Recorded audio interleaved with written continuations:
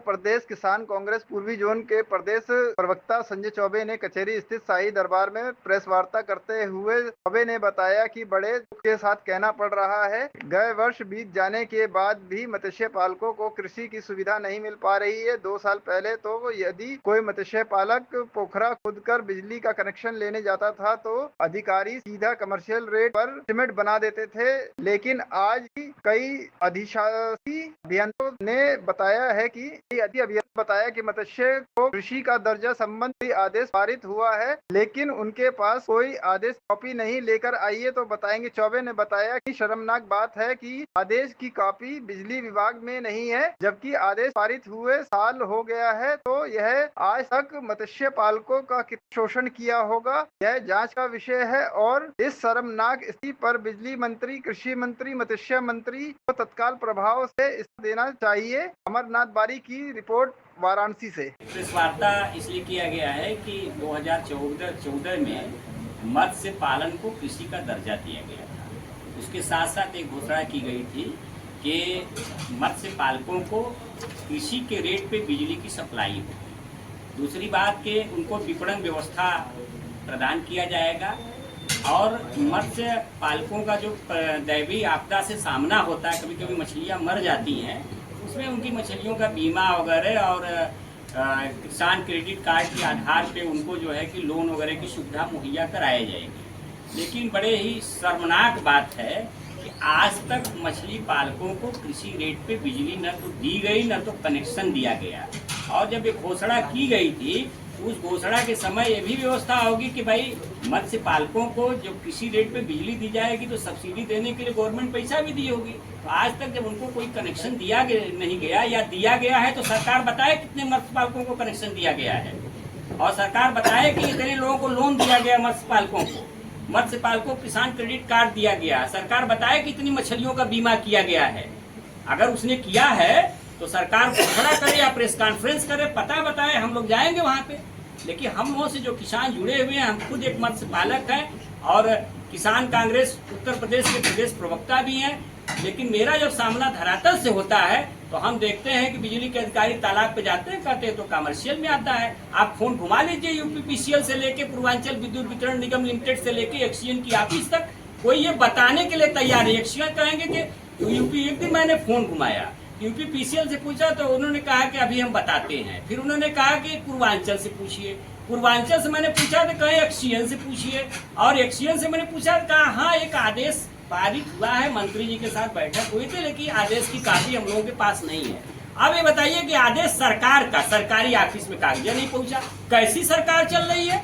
इसलिए मेरी तो मांग है कि बिजली मंत्री, मत्स्य मंत्री और कृषि मंत्री को तत्काल प्रभाव से इस्तीफा दे देना चाहिए, क्योंकि उनके कार्य क्षेत्र में घोर अनियमितता है। आगे कोई सवाल हो तो बताएं। इसकी शिकायत आपने कहीं की? देखिए, शिकायत का जहां तक सवाल है कि हमारे देश में एक बहुत ही खराब आदत है कि सरकार कानून पास करेगी, सरकार दर्जा देगी और उसका कानून धरातल पे नहीं आएगा तो लोग सीधी जिम्मेदारी जनता पे डाल देते हैं कि आप गए थे वहां पे, शिकायत किए थे। मैं बता दूं कि 2 साल पहले हम लोग खुद जो है, मैं खुद एक मत्स्य पालक हूँ, मैंने तालाब खुदवाया, मैंने रिसीविंग कराया एक्सीएन ऑफिस से, और रिसीविंग की कॉपी भी हमारे पास है, लेकिन उसका एस्टीमेट बना दिया गया कमर्शियल दर पे, कृषि रेट पे नहीं बनाया गया। तो अब ये बताइए कि सरकार जनता के लिए है कि जनता सरकार के लिए है? सरकार यदि जनता के लिए है तो उसको शिकायत क्या बात है? अगर ऑफिस में वो गया है तो उसको तत्काल प्रभाव से लाभ मिलना चाहिए। किसान संगठनों को भी इसके लिए जिम्मेदार मानते हैं आप? देखिए, सबसे बड़ी जिम्मेदार हमसे वोट क्यों लिया जाता है? हमारी सेवा के लिए ना। सभी नेता कहते हैं कि जनता हमारी मालिक है, तो जब जनता मालिक है तो जनता की सेवा कौन करेगा?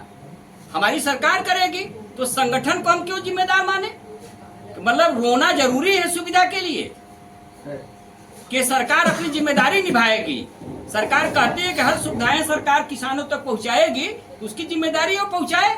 नहीं, सरकार की जिम्मेदारी तो है ही है, लेकिन किसान संगठन के जो नेता बनते हैं, हाँ, क्या उनकी जिम्मेदारी नहीं बनती है? देखिए, मेरी जो प्रेस कॉन्फ्रेंस आज है, आज का जो मुद्दा है, आज का मुद्दा है कि ये जो शासनादेश है उसका पालन नहीं हुआ है, और 11 साल हो गए। 11 महीने होते तो मैं मान जाता, ये 11 साल हो गए और 11 साल में ये स्थिति है, सरकार की है, किसान संगठन क्या कर रहे हैं क्या नहीं कर रहे उससे मेरा लेना देना नहीं है। मेरा लेना देना यह है कि सुविधा जनता तक क्यों नहीं पहुंची।